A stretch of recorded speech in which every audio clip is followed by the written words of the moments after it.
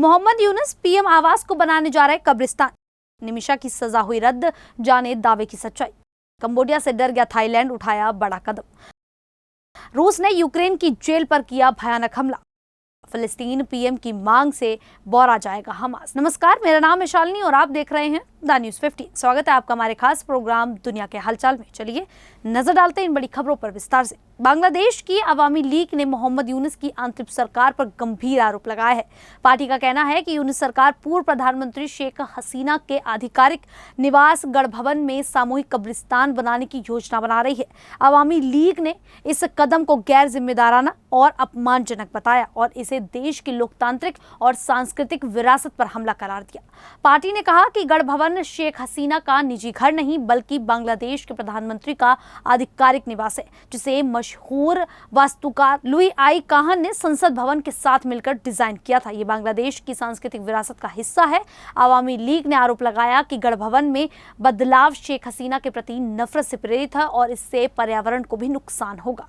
Party ने यूनुस सरकार को अवैध और फांसीवादी बताते हुए कहा कि यह कदम राष्ट्रीय धरोहर को नष्ट करने की कोशिश है। अवामी लीग ने इसे टैक्स पेयर्स के पैसे की बर्बादी और नफरत भरा कदम बताया, जिसकी वह कड़ी निंदा करती है। यमन की जेल में बंद भारतीय नर्स निमिषा प्रिया को 2017 में अपने बिजनेस पार्टनर तलाल अब्द मेहदी की हत्या के आरोप में फांसी की सजा सुनाई गई थी। 16 जुलाई 2025 को उनकी फांसी होनी थी, लेकिन भारत के ग्रैंड मुफ्ती कथापुरम AP अबूबकर मुस्लियार की मध्यस्थता के बाद इसे टाल दिया गया। मंगलवार को कुछ खबरों में दावा किया गया कि निमिषा की सजा रद्द हो गई है, लेकिन भारत और यमन सरकार ने इस पर कोई आधिकारिक बयान नहीं दिया। सूत्रों के मुताबिक ये दावे गलत हो सकते हैं और सजा अभी बरकरार है। निमिषा केरल के पलक्कड़ की रहने वाली हैं और 2008 में नर्स के रूप में यमन गई थी। 2015 में उन्होंने मेहदी के साथ मिलकर एक क्लिनिक शुरू किया। 2017 में मेहदी का शव वाटर टैंक में मिला और निमिषा पर हत्या का आरोप लगा। 2020 में यमन की कोर्ट ने उन्हें फांसी की सजा दी, जिसे 2023 में सुप्रीम कोर्ट ने बरकरार रखा। भारत सरकार उनकी रिहाई के लिए कोशिश कर रही है, लेकिन अभी स्थिति स्पष्ट नहीं है। वहीं थाईलैंड और कंबोडिया के बीच सीमा पर हुए ताज़ा संघर्ष के बाद दोनों देशों में संघर्ष विराम को लेकर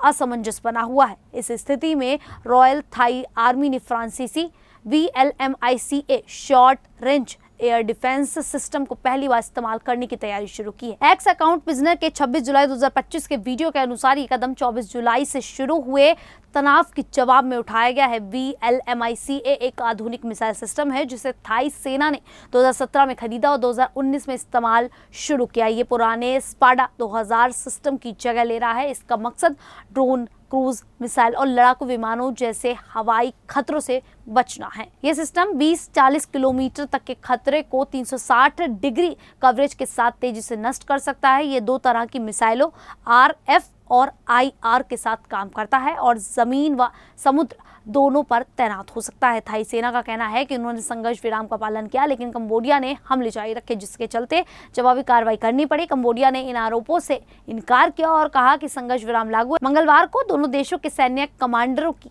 बैठक होनी है। वहीं रूस और यूक्रेन के बीच चल रही जंग में रूस ने यूक्रेन के जापोरिजिया क्षेत्र में एक जेल पर हवाई हमला किया, जिसमें 17 कैदियों की मौत हो गई और 80 से ज्यादा लोग घायल हुए हैं। यह हमला सोमवार देर रात हुआ, जिसमें रूस ने 4 गाइडेड बम गिराए। यूक्रेन की स्टेट क्रिमिनल एग्जीक्यूटिव सर्विस के अनुसार हमले में जेल का भोजन कक्ष पूरी तरह नष्ट हो गया और प्रशासनिक भवन को भी नुकसान पहुंचा। हालांकि जेल की बाट सुरक्षित रही और कोई कैदी भागा नहीं।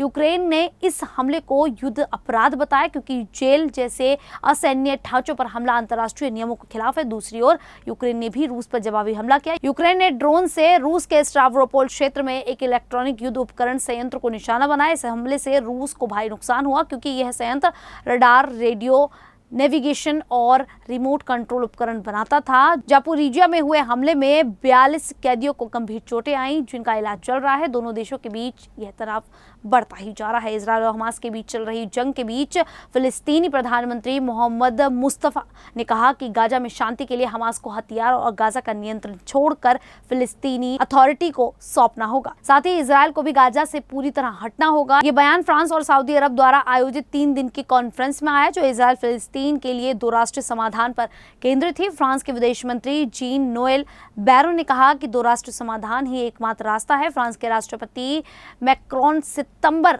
ने फिलिस्तीन राज्य को मान्यता देने की योजना बना रहे हैं, जिसका इजरायल और अमेरिका विरोध कर रहे हैं।